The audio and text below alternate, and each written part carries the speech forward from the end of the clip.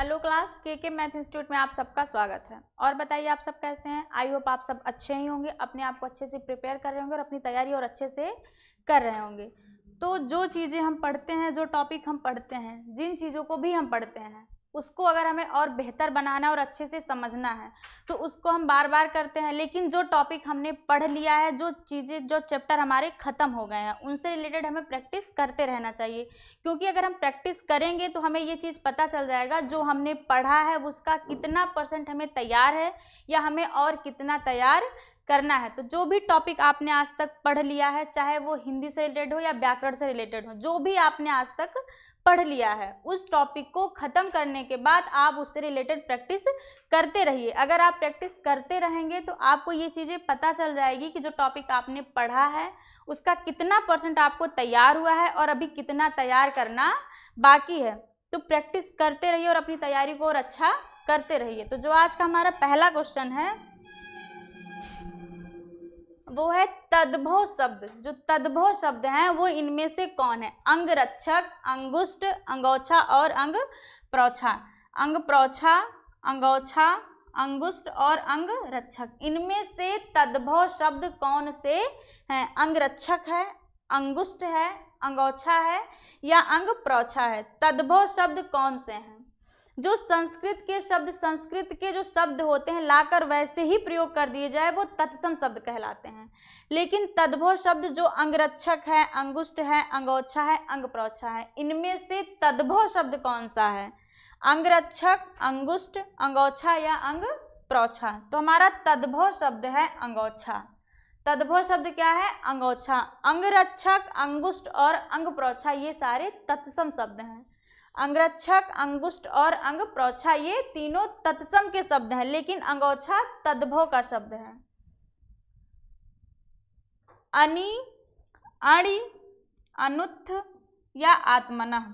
अनि, अणि, अनुत्थ या आत्मनः, इनमें से तद्भव शब्द हमें बताना है। अनि है, अणि है, अनुत्थ है या आत्मनः है, इनमें से तद्भव शब्द कौन से हैं? अनि, अणि, अनुत्थ या आत्मनः, तद्भव शब्द कौन से हैं? अनि है, अणि है, अनुत्थ है या आत्मन है? तद्भव शब्द हमारा है अनि। अनि कैसा शब्द है? तद्भव शब्द है। अनि तद्भव का शब्द है। अणि, अनुत्थ और आत्मनः ये सब तत्सम के शब्द हैं। अणि, अनुत्थ और आत्मनः ये तत्सम के शब्द हैं, लेकिन अनि जो है वो तद्भव का शब्द है। अंधकार, अंधेरा, आकलन, अकार्य, इनमें से तद्भव शब्द कौन सा है? अंधकार है, अंधेरा है, आकलन है या अकार्य है? तद्भव शब्द कौन सा है? अंधकार, अंधेरा, आकलन या अकार्य? अंधेरा जो है वो हमारा तद्भव शब्द है। अंधकार, आकलन और अकार्य ये तत्सम शब्द हैं। अंधकार, आकलन और अकार्य ये तत्सम के शब्द हैं, लेकिन अंधेरा जो है वो तद्भव का शब्द है। अंधेरा तद्भव का शब्द है। बेइंसाफी, बेइंसाफी जो यहाँ शब्द आया है बेइंसाफी, इसमें उपयुक्त उपसर्ग क्या है? जो बेइंसाफी शब्द यहाँ लिखा हुआ है उनमें कौन सा उपसर्ग लगा हुआ है? बगैर, बेइन, बेइन या बे? क्या हो जाएगा? बे, बेइन या बेइन या बे? बेइंसाफी में कौन सा उपसर्ग प्रयुक्त हुआ है? जो शब्दों के पहले लगे वो उपसर्ग और जो बाद में लगे वो प्रत्यय कहलाते। धातु के पूर्व लगने वाले शब्द उपसर्ग कहलाते हैं और बाद में लगने वाले शब्द प्रत्यय कहलाते हैं। तो बेइंसाफी में कौन सा उपसर्ग प्रयोग हुआ है? बगैर, बेइन, बेइन या बे? इनमें कौन सा उपसर्ग बेइंसाफी में प्रयोग किया गया है? तो कौन सा उपसर्ग लगा है? बे। इंसाफी के साथ बे जोड़ दिया गया है, तो कौन सा उपसर्ग लगा है? बे। बेइंसाफी में बे उपसर्ग लगा है। बगैर, बेइन, बेइन या बे, इनमें से कौन सा सही है? बे। बेइंसाफी में बे उपसर्ग लगा हुआ है, क्योंकि बेइंसाफी का अगर हम संधि विच्छेद करेंगे तो ये बनेगा बे प्लस इंसाफी। इंसाफ और बे, बिना इंसाफ के या साफ, तो बेइंसाफी में कौन सा उपसर्ग लगा है? बे। नीचे दिए गए शब्दों में किस शब्द में तत्सम उपसर्ग जुड़ा हुआ है? कैसा उपसर्ग? तत्सम उपसर्ग। नीचे दिए गए शब्दों में किस शब्द में तत्सम उपसर्ग जुड़ा है? कमजोर, बखूबी, सरपंच या अनुभव। कमजोर, बखूबी, सरपंच या अनुभव, इनमें से कौन सा शब्द ऐसा है जिसमें तत्सम उपसर्ग लगा हुआ है? कमजोर में, बखूबी में, सरपंच में या अनुभव में कौन सा उपसर्ग लगा हुआ है? तो अनुभव जो है इसमें तत्सम उपसर्ग लगा हुआ है। किस शब्द में तत्सम उपसर्ग लगा है? अनुभव। अनुभव शब्द में तत्सम उपसर्ग का प्रयोग हुआ है। जब आप लोग क्वेश्चन करते हैं तो वीडियो को पॉज करके रोक कर वहाँ आप लोग कमेंट में आंसर देने की कोशिश किया कीजिए, क्योंकि अगर आप आंसर देते रहेंगे तो आपको बीच में पता चलता रहेगा कि आपने कितना पढ़ा है या आपको कितना तैयार है। निम्नलिखित में उपसर्ग रहित शब्द चुनिए। जो यहाँ 4 शब्द दिए गए हैं इनमें कौन सा शब्द ऐसा है जिसमें उपसर्ग नहीं लगा हुआ है? बंगाली, परिकलन, स्वचलित या स्वदत्त। निम्नलिखित में से उपसर्ग रहित शब्द चुनिए। इनमें से कौन सा शब्द ऐसा है जिसमें उपसर्ग का प्रयोग नहीं हुआ है? कौन सा शब्द ऐसा है जिसमें उपसर्ग का प्रयोग नहीं हुआ है? बंगाली, परिकलन, स्वचालित या स्वदत्त। तो उपसर्ग रहित शब्द कौन सा है? बंगाली। बंगाली शब्द में उपसर्ग का प्रयोग नहीं हुआ है। परिकलन में पर लगा है, स्वचलन सु, स्वदत्त में भी सु है। तो निम्नलिखित में से उपसर्ग रहित शब्द कौन सा है? बंगाली। क्रय शब्द में कौन सा उपसर्ग लगाने से उसका विपरीत अर्थ हो जाता है? जो यहाँ क्रय शब्द है इसमें कौन सा उपसर्ग हम लगा दें तो इसका जो अर्थ है वो उल्टा हो जाएगा, विपरीत हो जाएगा? अ उपसर्ग, न, आ या वी। क्रय में हम अ जोड़ दें, अक्रय कर दें तो क्या ये विपरीत अर्थ देगा? न क्रय, आक्रय या विक्रय। तो क्रय शब्द में कौन सा उपसर्ग लगाने से उसका अर्थ विपरीत हो जाएगा? क्रय उपसर्ग में कौन सा उपसर्ग हम लगा दें? क्रय शब्द में अगर हम वी उपसर्ग लगा देते हैं तो ये हो जाएगा विक्रय। क्रय का क्या होता है विपरीतार्थक? विक्रय। तो क्रय शब्द में कौन सा उपसर्ग लगाने से उसका अर्थ विपरीत हो जाएगा? वी। क्रय में अगर हम वी उपसर्ग लगाते हैं तो उसका विपरीत अर्थ देता है। वे शब्दांश जो किसी शब्द के अंत में जुड़ते हैं, जो शब्दों के अंत में जुड़ते हैं तथा शब्द के अर्थ में परिवर्तन ला देते हैं, उन्हें हम क्या कहते हैं? जो शब्दांश शब्द के अंत में जोड़े जाते हैं और उनके अर्थ में भी परिवर्तन ला देते हैं उन्हें हम क्या कहते हैं? शब्दांश के अंत में अगर हम कोई शब्द जोड़ते हैं तो वो एक नया अर्थ देता है, तो उस नए अर्थ में जो परिवर्तन ला दें उन्हें हम क्या कहते हैं? प्रत्यय, समास, उपसर्ग या इनमें से कोई नहीं। वे शब्दांश जो किसी शब्द के अंत में जुड़ते हैं तथा शब्द के अर्थ में परिवर्तन ला देते हैं वो क्या कहलाते हैं? प्रत्यय।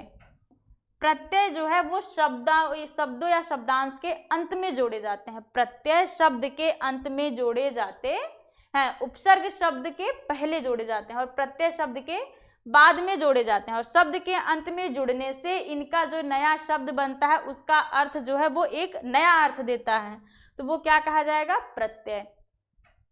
अगला क्वेश्चन है हमारा, निम्नलिखित पद इक प्रत्यय लगाने से बने हैं। इनमें से कौन सा शब्द ऐसा है जिसमें इक प्रत्यय लगाने से बना हुआ पद गलत है? निम्नलिखित पद का इक प्रत्यय लगाने से बने हैं, इनमें से कौन सा पद गलत है? जो यहाँ शब्द दिए गए हैं इनमें से कौन सा शब्द ऐसा है जिसमें इक प्रत्यय लगा हो और कौन सा ऐसा है जो गलत है? पक्षिक, भौमिक, सामाजिक या दैविक। इनमें किस में इक प्रत्यय लगा है? दैविक, इसमें इक प्रत्यय लगा है। सामाजिक में भी इक प्रत्यय लगा है, भौमिक में भी इक प्रत्यय लगा है। पक्षिक, क्या ये सही शब्द में लिखा गया है? पक्षिक नहीं होता है, पक्षिक। निम्नलिखित पद इक प्रत्यय लगाने से तो बने हैं, लेकिन इनमें से कौन सा पद गलत है? तो गलत हमारा पद क्या हो जाएगा? पक्षिक। पक्षिक क्या है? गलत है। अगला क्वेश्चन है हमारा,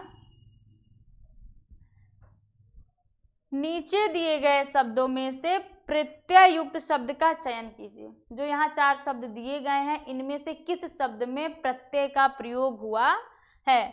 चौमासा, चौराहा, चाटुकारिता, चौकोर। इनमें से किस शब्द में प्रत्यय का प्रयोग हुआ है? नीचे दिए गए शब्दों में से प्रत्यय युक्त शब्द का चयन कीजिए। चौमासा, चौराहा, चाटुकारिता या चौकोर। इनमें से किस में प्रत्यय का प्रयोग हुआ है? तो हमारा क्या हो जाएगा? चौराहा। चौराहा में प्रत्यय का प्रयोग हुआ है। नीचे दिए गए विकल्पों में से तत्सम शब्द का चयन कीजिए। जो यहाँ 4 शब्द दिए गए हैं, इनमें से तत्सम शब्द कौन से हैं? गुलाब, घर, एला या कोई नहीं। इन चारों में से तत्सम शब्द कौन सा है? गुलाब है, घर है, एला है। इन तीनों में से तत्सम शब्द कौन सा है, या ये तीनों नहीं है?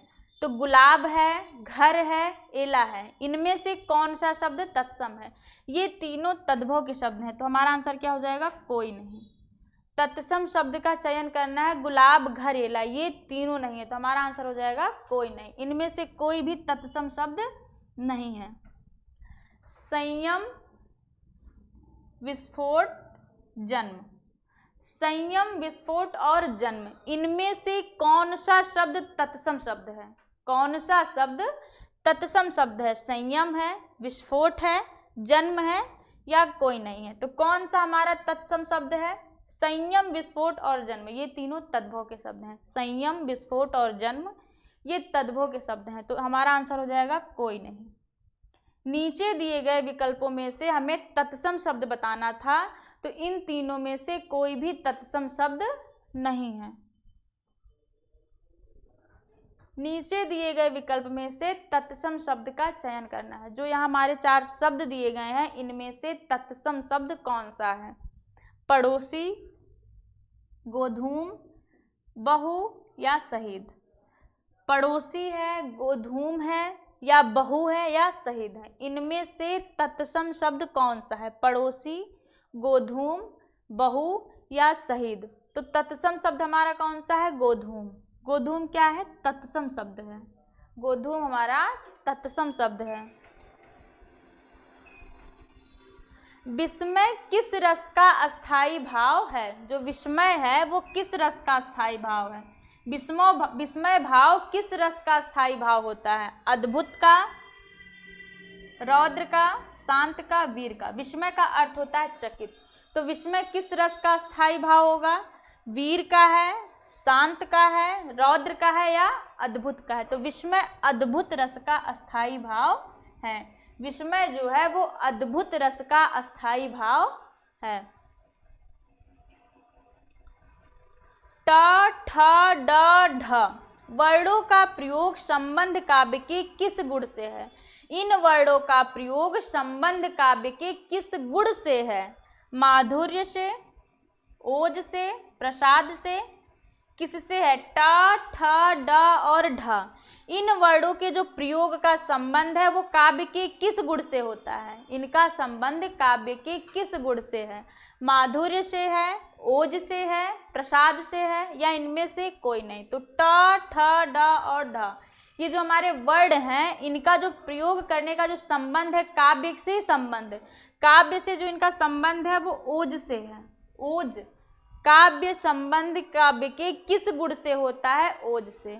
इन वर्णों के प्रयोग का संबंध काव्य के किस गुण से होता है? ओज से। प्रिय पति वह मेरा प्राण प्यारा कहाँ है? प्रिय पति वह मेरा प्राण प्यारा कहाँ है? दुख जलद निमग्ना का सहारा कहाँ है? इसमें कौन सा भाव है? जो यहाँ पंक्ति दी गई है, इस पंक्ति को पढ़ने में मन में कौन सा भाव उमड़ रहा है? प्रिय पति वह मेरा प्राण प्यारा कहाँ है, दुख जलधि निमग्ना का सहारा कहाँ है। तो इसमें कौन सा भाव है?